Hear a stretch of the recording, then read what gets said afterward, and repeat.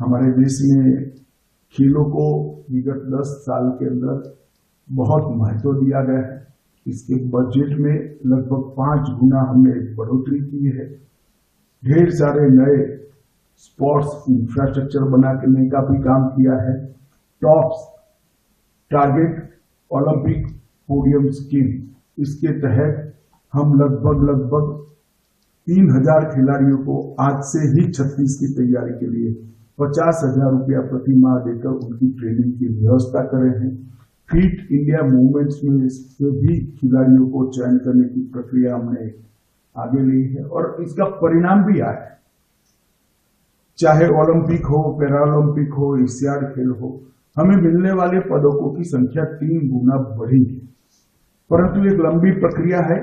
मैं आपको इतना ही कह सकता हूं कि 2036 में जब भारत में ओलंपिक खेला जाएगा तो भारत 1 से 5 की तालिका में होगा। जो आज 15 तक हमारा नंबर नहीं है, वो 1 से 5 में आएगा। और ओलंपिक का उपयोग कर खेल की उत्कृष्टता को सस्टेन तरीके से मेंटेन करने के लिए भी मैं भी इंटरेस्ट ले रहा हूं, हमारे खेल मंत्री ज्यादा इंटरेस्ट ले रहे हैं। एक कार्य योजना बना रहे हैं कि 36 के बाद ये तालिका में हम ऊपर ही जाए, कभी नीचे ना आए।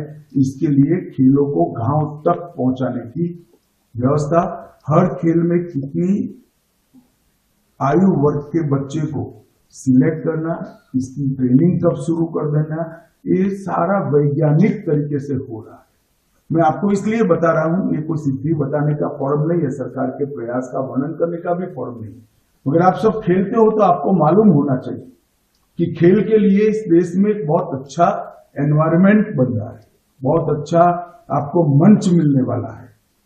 और जब आप खेलना बंद करोगे, खेलना तो स्वभाव होता है, व्यक्ति जीवन तक खेलता रहता है, मगर प्रोफेशनली खेलना बंद करोगे तब भी कोच के लिए आपके पास अपार संभावनाएं जनरेट करने का काम भारत सरकार करेगी।